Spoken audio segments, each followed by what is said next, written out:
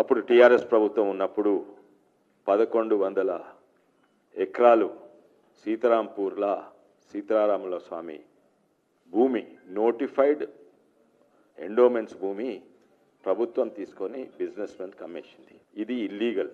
Endowments భూమి అట్లా తీసుకొని ఆక్షన్ పెట్టి అమ్మరాదు. అది అయిపోయింది, టీఆర్ఎస్ ప్రభుత్వం చేసింది.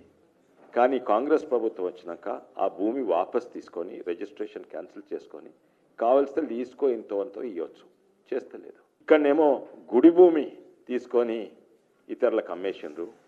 కానీ జూబ్లీ హిల్స్లా ప్రభుత్వ భూమే కాక డిఫెన్స్ భూమి తీసుకొని ఖబరస్థాన్కి ఇస్తున్నారు. ఇది టీఆర్ఎస్ బీఆర్ఎస్ రెండు కాంగ్రెస్ తోటి కలిసి ఉన్నాయి. రెండు ఒకటే. గుడి భూములను గుంజుకోవాలి, కానీ వాళ్ళకు ఒక్క ఎకరం కూడా అడుగుతే ఎందుకంటే అభివృద్ధి కొరకు డెవలప్మెంట్ కొరకు. కానీ వాళ్ళకు ఒక్కరికి కూడా ఒక్క ఎకరము ఏ మస్జిద్ భూమి తీసుకుంటేందుకు ధైర్యం లేదు. తీసుకుంటే వాళ్ళ కన్ను గుడి భూముల మీద. ఇక్కడ మళ్ళీ మాట్లాడతారు మేము సెక్యులర్ అని, ఇక్కడ అడుగుతారు మేము అభివృద్ధి కొరకు చేస్తున్నాం. అభివృద్ధి కాదయా.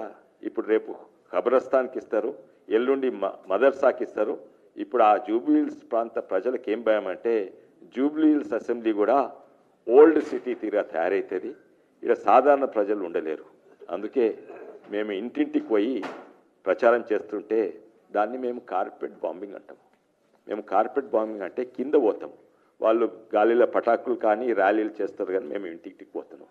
ప్రతి ఇంటికి పోయి మేము కార్పెట్ బాంబింగ్ చేస్తుంటే పాకిస్తాన్కు సంబంధించి పాకిస్తాన్ మన మీద కార్పెట్ బాంబింగ్ చేసిందంటే ఇది అందరికి కూడా అవమానము, మన ఆర్మ్ ఫోర్సెస్కు అవమానం.